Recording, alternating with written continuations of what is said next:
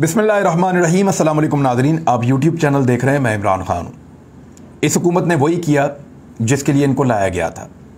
यानी अमेरिका हमेशा से ये चाहता है कि पाकिस्तान भारत के साथ ताल्लुकात को तो बेहतर करे, लेकिन चाइना से और रशिया से दूर रहे और उनके साथ ताल्लुकात ना बनाए। भारत का तसल्लुत इस इलाके में कायम रहना चाहिए और पाकिस्तान को उनके अंडर रहकर काम करना चाहिए। ये अमेरिकन की ख्वाहिश है, बहुत पुरानी ख्वाहिश है, पूरी नहीं हो रही थी। इंपोर्टेड हुकूमत पूरी करने जा रही है। कैसे, ये ज़रा सुने खबर। ये दुनिया न्यूज़ की खबर है, वहाँ से पढ़ के आपको मैं सुना देता हूँ। हुकूमत पाकिस्तान का भारत के साथ तजारत बहाल करने का फ़ैसला। इस्लामाबाद से खबर आ रही है कि हुकूमत पाकिस्तान ने भारत के साथ तजारत बहाल करने का फ़ैसला कर लिया है। 5 साल के बाद भारत में एक बार फिर ट्रेड मिनिस्टर तैनात किया जाएगा। वज़ीर-ए-आज़म शहबाज शरीफ ने ट्रेड अफसरान की तैनाती से मुताल्लिक गुज़िश्ता दौरे हुकूमत में भिजवाई गई समरी की मंजूरी दे दी है, जिसके तहत भारत समेत 15 स्टेशंस पर ट्रेड अफसरान तैनात किए जाएंगे। वजारत तजारत के अफसर कमर ज़मान भारत में ट्रेड मिनिस्टर होंगे। 2017 में लास्ट टाइम पाकिस्तान भारत के साथ ट्रेड कर रहा था और तब पाकिस्तान का ट्रेड मिनिस्टर तैनात नहीं था। दूसरी एक और ख़बर है ओवरसीज़ पाकिस्तानियों के लिए, और बहुत बुरी खबर है। ओवरसीज़ पाकिस्तानियों से वोट का हक छीनने की तैयारी मुकम्मल हो चुकी है, क्योंकि अब इंपोर्टेड हुकूमत को नज़र आ रहा है कि इमरान खान हर हाल में सबको घसीट के इलेक्शन में ले जाएगा और जल्द पाकिस्तान में इलेक्शन हो जाएंगे। लिहाजा वो कानून साजी के ज़रिए से ये ओवरसीज़ पाकिस्तानियों के वोट का हक ख़त्म करना चाहते हैं और इलेक्ट्रॉनिक वोटिंग मशीन को भी ख़त्म करना चाहते हैं। ये जो वोट का हक छीनने की तैयारी है, इस हवाले से जो बिल पेश किया गया वो पाकिस्तान तहरीक इंसाफ का जो मुनहरिफ रुकन है नूर आलम खान, उसके ज़रिए से पेश कराया गया है कौमी असम्बली में, जिसकी वफाकी वज़ीर कानून और नून लीगी रहनुमा आज़म नज़ीर तारड़ ने मुखालफत नहीं की है। बिल पेश किए जाने पर वफाकी वज़ीर कानून ने मौक़िफ़ इख्तियार किया कि बिल इलेक्शन इस्लाहात कमेटी में ज़ेरे गौर लाया जाएगा, जिसके बाद स्पीकर कौमी असम्बली राजा परवेज़ अशरफ ने बिल इलेक्शन इस्लाहात कमेटी के सपुर्द कर दिया है। यानी अब उस कमेटी के अंदर जाएगा और ओवरसीज़ पाकिस्तानियों को जो हक दिया था वोट डालने का, वो वापस ले लिया जाएगा। ये इमरान खान साहब की हुकूमत ने किया था कि इलेक्ट्रॉनिक वोटिंग मशीन से वोटिंग होगी ताकि धांधली ना हो, और ओवरसीज़ पाकिस्तानियों को वोट डालने का हक दिया जाएगा ताकि वो अपना वोट डाल के अपनी मर्जी के मुताबिक यहाँ पे हुकूमत बना सकें। लेकिन अब उनसे यह हक वापस छीन लिया गया है। दूसरी जानिब ओवरसीज़ पाकिस्तानी इस अमल के ऊपर बहुत ज़्यादा गुस्से में हैं और वो एहतजाज की तैयारी कर रहे हैं, और उनको एहतजाज का मौका शहबाज शरीफ और उनकी काबीना ने दे दिया है। शहबाज शरीफ और उनकी काबीना पहुँच रही है लंदन मियाँ नवाज शरीफ से मुलाकात के लिए। ये मुलाकात खुफिया रखी जा रही है ताकि कोई इसके अंदर से कोई इंफॉर्मेशन हासिल ना कर ले। मेरी इत्तला के मुताबिक तमाम लोगों से ओथ लिया जाएगा, हलफ लिया जाएगा कि इस मुलाकात के अंदर की चीज़ें बाहर नहीं जानी चाहिए। नवाज शरीफ बहुत परेशान है और वो श्रीलंका जैसे हालात पाकिस्तान में देख रहे हैं। श्रीलंका में भी इसी किस्म की कोशिश की गई थी, अवाम की उमंगों के खिलाफ हालात ख़राब किए गए, वहाँ पर हुकूमत को मुसल्लत किया गया। राजा पाकशे ख़ानदान है जो वहाँ पर हुकूमत कर रहा है। एक भाई सदर है, दूसरा भाई वज़ीर आज़म है, और महंगाई लगातार बढ़ती चली जा रही है। गवर्नेंस बहुत बुरी थी और हालात इतने ज़्यादा ख़राब हो गए श्रीलंका में कि लोगों ने एहतजाज शुरू कर दिया। एहतजाज इतना ज़्यादा बढ़ गया कि बंदे मरना शुरू हो गए। वज़ीर आज़म ने इस्तीफ़ा दिया, अब लोग सदर का इस्तीफ़ा भी मांग रहे हैं कि दोनों भाइयों को फारिग करो, और इनके घरों को, इनका जो आबाई घर है उसको आग लगा दी है, इनकी गाड़ियां दरियाबुर्द की जा रही हैं, इनकी अमलाक को नुकसान पहुंचाया जा रहा है। वुज़रा के ऊपर आम अवाम हमले कर रहे हैं और आगे से वुज़रा के गार्ड जब फायरिंग करते हैं तो उसके नतीजे में आम लोगों की हलाकतें हो रही हैं। तो श्रीलंका के हालात बहुत ज़्यादा ख़राब हैं और खुदा न खास्ता उस तरह के हालात की जानिब पाकिस्तान को जानबूझकर ये इंपोर्टेड हुकूमत धकेल रही है। कैसे, मैं आपको बताता हूँ।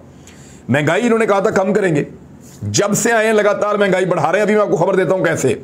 जब से आए लगा चौथी मरतबा इन्होंने कीमत बढ़ा दी बिजली की। अभी नेपरा ने जो दोबारा बिजली बढ़ाने का फैसला किया और जो कीमत बढ़ाई है 57 पैसे फी यूनिट का इजाफा, इन्होंने फिर एक और मंजूरी दे दी है। और यह बिल आपको पिछला देना पड़ेगा। पिछले साल का जुलाई, अगस्त और सितंबर का मेरी इत्तला के मुताबिक जो बिल है उसके अंदर यह इजाफा है और वो आपको अगले बिलों के अंदर पे करना पड़ेगा। तो ये तब के पैसे आप वसूल कर रहे हैं। इस किस्म की ज्यादतियां इस हुकूमत ने शुरू कर दी हैं। उसके अलावा सिर्फ लाहौर से एक डाटा इकट्ठा किया है, आपके साथ शेयर कर देता हूं कि चावल जो है वो 20 रुपए किलो इजाफा हो गया, दाल चना जो है वो 10। अच्छा, मैंने कभी ये खबरें नहीं दी कौन सी चीजें कितने का इजाफा और कितने की कमी, सिर्फ इसलिए दे रहा हूं कि कुछ हमारे सहाफी थे जो ये खबरें देते थे, आजकल वो नहीं दे रहे, तो कहीं कमी ना हो जाए, लोगों को भूल ना जाए।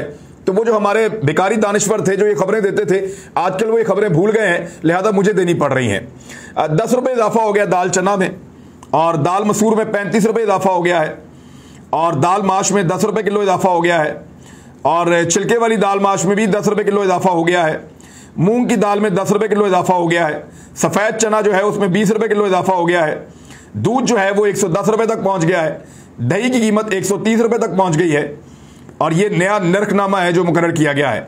मटन 1100 रुपए किलो पे चला गया है, बड़ा गोश्त 600 रुपए किलो में फरोख्त हो रहा है, और मुर्गी की कीमत को तो हमजा शहबाज साहब जब से आए हैं ऐसी बरकत लगी है, ऐसी बरकत लगी है कि मुर्गी की कीमत जो है वो उड़ती चली जा रही है। एक एक दिन में 50-50 रुपए किलो वो बढ़ जाती है मुर्गी को। जब कभी हमजा शहबाज को ताकत या इक्तदार मिलता है, मुर्गी की कीमत नहीं रुकती, ये फिर ब्रायलर हवा में उड़ती है। क्या कमाल है। वैसे ये जमीन पे नहीं चल सकती, ब्रायलर मुर्गी कभी आप पकड़ लें तो आप जमीन पर रखें, वो चल नहीं सकती बेचारी। वैसे तो मैं सबको कहता हूं कि आप ब्रायलर चिकन ना खाया करें, कोशिश करें अच्छा सेहतमंद चिकन खाएं, कम खा लें गोश्त, लेकिन इससे जान छुड़ाएं, ये तो बीमारी होती है मेरी। कई दफ़ा मुझे भी खाना पड़ जाता है, तो मैं फिर भी सबको कहता हूं कि अगर आप बच सकते हैं इससे, और मैं भी अगर बच सकता हूं तो इससे हमें बचना चाहिए। ये मुर्गी खुद चल नहीं सकती ज़मीन पर, तो हमें क्या खिलाएगी ये। दूसरा, ये जब हमजा शहबाज आते हैं तो मुर्गी ज़मीन पर चलने की बजाय हवा में उड़ना शुरू हो जाती है अपनी कीमत के साथ, और वही इस दफ़ा फिर हो रहा है। साथ ही साथ हुकूमत ने CNG की कीमत में भी इजाफा कर दिया है। गाड़ियों के अंदर जो आप भरवाते हैं, लगभग 7 रुपए फी किलो इसकी कीमत में इजाफा कर दिया गया है, 6 रुपए 90 पैसे। तो ये CNG की कीमत में भी इजाफा हुआ है। तो ये इन चीज़ों को कम करने आई थी हुकूमत, वो बढ़ाती चली जा रही है लगातार। LNG हो, बाकी चीज़ें हो, हर चीज़ की LPG, हर चीज़ की कीमत में इजाफा करते चले जा रहे हैं। क्यों कर रहे हैं? पेट्रोल की कीमत में इजाफा करने वाले हैं 15 तारीख को, क्यों कर रहे हैं? हालात को बहुत खराब सतह के ऊपर लेकर जा रहे हैं, और वही सब कुछ हो रहा है जैसा श्रीलंका में हुआ है माजी में। हमें उससे सीखना चाहिए, और जल्द अज जल्द ऐसे लोगों को हुकूमत देनी चाहिए जिनको पाकिस्तान की फिक्र हो। आपको क्या लगता है कि नवाज शरीफ ने बुलाया इनको पेट्रोल के लिए, घी के लिए, आटे के लिए, चीनी के लिए, दाल के लिए, बजट के लिए? सवाल ही पैदा नहीं होता। नवाज शरीफ ने इनको किसी और वजह से बुलाया है। एक लाइन में इस वीलॉग में आपको बताऊंगा, और फिर पूरी तफसील आपको बताऊंगा इस मुलाकात के बाद। नवाज शरीफ ने इनको बुलाया है कि पाकिस्तान में हमें मार्शल लॉ सूट कर सकता है रवायती पॉलिटिकल पार्टियों को, लेकिन इमरान खान सूट नहीं करता। हमारे मुक्तदर हलकों के साथ या एस्टेब्लिशमेंट के साथ अब अच्छे ताल्लुकात बन चुके हैं। अगर मार्शल लॉ भी लग जाए तो हमें कोई नुकसान नहीं होगा, लेकिन अगर इमरान खान की हुकूमत वापस आ गई तो ये आदमी हमें नहीं छोड़ेगा।